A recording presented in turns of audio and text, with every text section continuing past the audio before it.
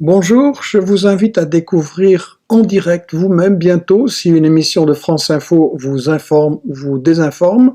J'étais dimanche passé à la fête de l'UMA avec toute une équipe d'investigation et un stand de nos livres.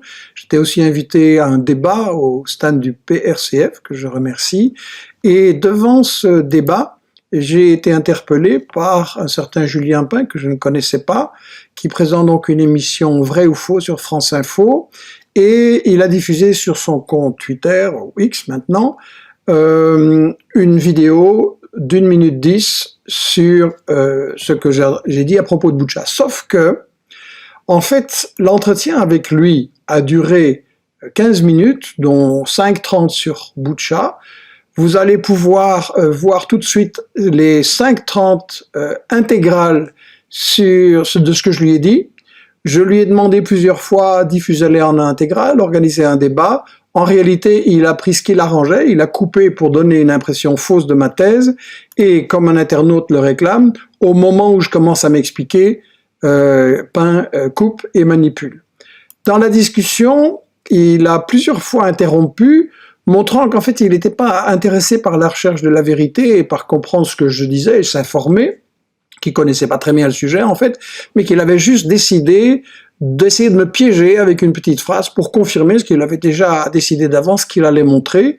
Et donc dans la discussion, vous allez voir tout de suite qu'il censure 4 sur 5 des arguments que j'emploie pour mettre en doute la version officielle occidentale de Boutcha, notamment que ça a été une bataille féroce et que donc il y avait beaucoup de victimes de soldats, notamment que des médias ukrainiens dans les jours fatidiques ont montré des Russes en cadavre, notamment que des médias ukrainiens officiels ont annoncé que une unité Safari, ça s'invente pas, a été envoyée pour nettoyer la ville des saboteurs et des traîtres, que donc c'est certainement une partie des cadavres qu'on voit, que les services secrets US et britanniques, d'après les documents occidentaux, étaient bien à l'œuvre dans cette affaire.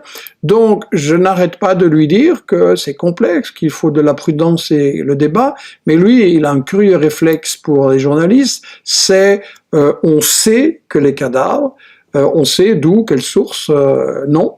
Et après, il me martèle qu'il y a même des images satellites sorties par des médias. Ça, c'est vraiment magnifique comme argument pour un débunker. Il y a même des images. Je m'excuse, mais vous savez bien que les complotistes aussi présentent des images qui peuvent venir des médias et que tout est dans l'interprétation. D'ailleurs, dans le livre Ukraine, la guerre des images, nous montrons les photos de Maxar que vous dites qu'on cache, et nous disons, une image même satellite ne prouve jamais rien, elle ne répond pas aux questions qui, quoi, où, quand, pourquoi. Seuls les commentaires des journalistes peuvent y répondre, et ils peuvent se tromper, ou être trompés, ou trompés, comme Julien Pin. Alors sur Maxar, moi je l'invite à aller voir le chapitre dans le livre, et j'explique Maxar travaille pour le Pentagone, c'est démontré, et sur son compte X, ça devient ces images satellites sont fausses parce que Maxar est américain et qu'il est donc manipulé par le Pentagone. Vous admirez la rigueur journalistique de Julien Pin. Pour lui, ce que je dis sur Maxar, c'est une conjecture, ça contredit des faits avérés. Bon, bizarre. Et en réalité, j'arrête pas de lui dire que l'histoire des photos satellites est complexe et mériterait une discussion, mais c'est pas une conjecture, c'est pas une hypothèse que je raconte. Il y a toute une analyse dans Ukraine, la guerre des images, sur Maxar, sur ses mensonges précédents très très importants. Vous vous souvenez de la guerre d'Irak quand même, Maxar a joué un rôle très important dans cette propagande de guerre, et on donne les preuves. Et donc voilà, ça n'empêche pas Julien Pin de refuser le débat contradictoire, de refuser de chercher la vérité en invitant les deux points de vue. Et donc, il m'accuse d'anti-américanisme qui pousse à nier les faits. Je pense que c'est lui qui refuse de vérifier les faits. Anti-américanisme, ça veut rien dire. Noam Chomsky, un citoyen des États-Unis, dit la même chose que moi, il y en a plein. Et donc, Julien Pin annonce, on va parler de ça en longueur dans son émission Vrai ou Faux, ce samedi 11h10 sur Info. C'est quand même bizarre, un tribunal sans que l'accusé ait le droit à la parole. Peut-être que Pin a la trouille plutôt, qu'il sait que ses arguments ne tiennent pas. Moi, je vous invite à voir l'émission, à nous contacter aussi. Je mets là sur la page du site Investigation comment nous contacter, parce que voilà, je pense qu'il ne faut pas laisser Julien Pin décider qu'est-ce que vous avez le droit de lire ou de regarder et qu'est-ce qui vous est interdit. Je pense qu'on est dans une véritable bataille de l'info entre la propagande de guerre des États-Unis et de leurs alliés. Ukraine, la guerre des images, procurez-le-vous sur notre site ou dans les librairies.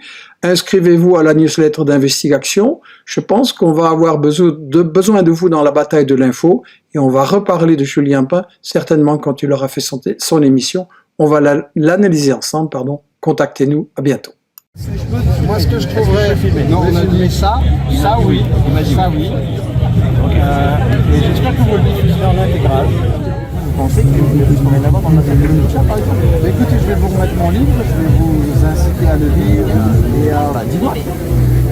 Oui. Il y a une trentaine de pages consacrées à tout ça, et différents éléments. Donc je ne vais pas vous les résumer en 2 minutes, c'est pas possible. Mais je trouve que la question posée est très intéressante. Ma position est que, premièrement, sur ces affaires-là, où les mouvements des centenaires dans le décès de Lula, à l'aube de son 40e anniversaire. Le stand Mouvement des Centenaires vous propose un débat avec Rodrigo Sounier, rue Nelson Mandela à 11h30. Dès le dimanche 3 avril, Charles Michel, Ursula, von der Leyen, etc. nous disent voilà, c'est les Russes.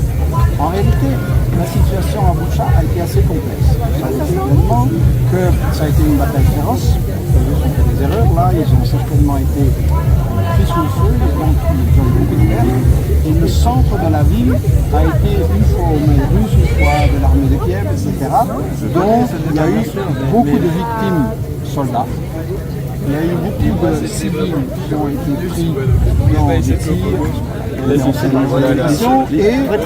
civils qu'on voit, on a tous les images des civils qui sont allongés. Ça, on sait qu'ils étaient là au moment où les Russes étaient là. Ils sont morts comment? Si vous pensez que c'est pas les Russes? C'était avant les combats. J'étais en train de vous donner la liste des différents types de morts. 1. Beaucoup de soldats. 2. Des civils pris dans le feu. 3. Quand les Russes s'en vont, parce qu'ils ont négocié un peu plus, ils ont les façons de tirer, ils partent dans la nuit du 30 au 31 mars, et l'armée ukrainienne, ne sait pas qu'ils sont partis, continue à tirer sur la ville. Donc c'est une possibilité. Ils ont aussi fait des morts, puisqu'il y a des gens qui sont dans les rues, et qui tuent. Je pense qu'il y a aussi une catégorie très probable de victimes de Russes, y compris de crimes de guerre qui ont été commis, notamment pour la raison que les Russes ont été très mal pris là-bas, ils ont eu beaucoup de pertes, différents nerveux. En plus, il y avait des partisans ukrainiens qui tiraient dessus pendant, donc je pense qu'il est très probable qu'il y a eu aussi des crimes russes. Et je l'ai écrit dans le livre. Et ce que je dis, c'est qu'on nous dit, voilà, il y a 410 cadavres, voilà Poutine, etc. Et je pense qu'il faudrait, comme je l'ai dit là, une avis plus nuancée. D'autant plus que le maire de Bucha, quand il revient dans sa ville, il fait une vidéo d'1 minute 30 dans laquelle il dit c'est une journée joyeuse, c'est la libération, et il est tout suivi pendant 1 minute 30. Il y a 400 cadavres dans ses rues. Il y a des médias ukrainiens qui viennent dans les rues et qui montrent des rues sans cadavres. Et il y a les médias officiels ukrainiens qui annoncent le 2 avril que les safaris est en train de nettoyer la ville. Est en train de nettoyer la ville des saboteurs et des traîtres. Et on voit des gens qui ont le brassard blanc. Si je ne suis pas hostile aux Russes, tirez pas sur moi, qui sont tués dans les rues et ils viennent de recevoir des rations alimentaires de l'armée russe. Donc les Russes auraient tué les gens qui viennent de nourrir. Vous voyez donc, salut Michel, je crois qu'il t'attend. Je ne dis pas que vous avez tort, je dis qu'il faut beaucoup plus de prudence et de débat. C'est des choses qui ont été débunkées. Donc c'est-à-dire que des gens ont travaillé dessus, on fait des enquêtes, par exemple sur le maire de Bucha. Effectivement, il a fait cette déclaration à ce moment-là, mais on sait que les cadavres, ça veut dire qu'il n'y avait pas eu de... Ils ne savaient pas qu'il y avait des cadavres. En fait, les cadavres, ils étaient là, et il y a même des images satellites qui sont sorties par des médias qui montrent que les cadavres étaient là depuis longtemps. Dans le chapitre, je vous invite à voir très Maxar qui travaille pour le Pentagone. Oui, là, vous nous dites que parce qu'ils travaillent pour le Pentagone, en tout cas que c'est des Américains, donc ça veut dire que Maxar, ils sont pas fiables. Mais les images, on les a, vous pensez qu'elles ont été manipulées, ces images des cadavres? Vous savez quand même que Maxar a été plusieurs fois en flagrant délit. Écoutez, mettez-vous un instant du point de vue du Pentagone. Vous faites la guerre.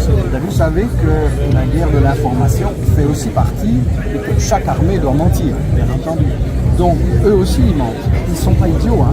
Ils ont bien vu ce qui s'est passé, comment ils ont perdu médiatiquement au Vietnam et sur l'Irak. Donc il y a un contrôle énorme de l'information. Vous avez comme preuve que Maxar manipule les images, parce que c'est un peu facile de dire moi je pense que Maxar a manipulé les images, mais il faut des preuves pour ça, sinon on est dans... Je vous invite vraiment à lire le livre et on peut se contacter. Je vous invite à faire un débat là-dessus. Il y en aura un peu plus de temps et plus à l'aise. Avec le pasteur du jour. Et plus à l'aise. Parce que moi je n'ai pas la preuve absolue que Maxar a manipulé surtout l'histoire des photos satellites, c'est une histoire complexe. Je crois qu'il faut débattre avec prudence. Là, il y a une forte présomption. Mais il y a aussi d'autres éléments, et ça nous c'est l'Italie qui est présent sur place. Moi, je vous propose, si vous doit commencer, de m'inviter pour un débat contradictoire. Vous avez ma mail et le public pourra faire une opinion.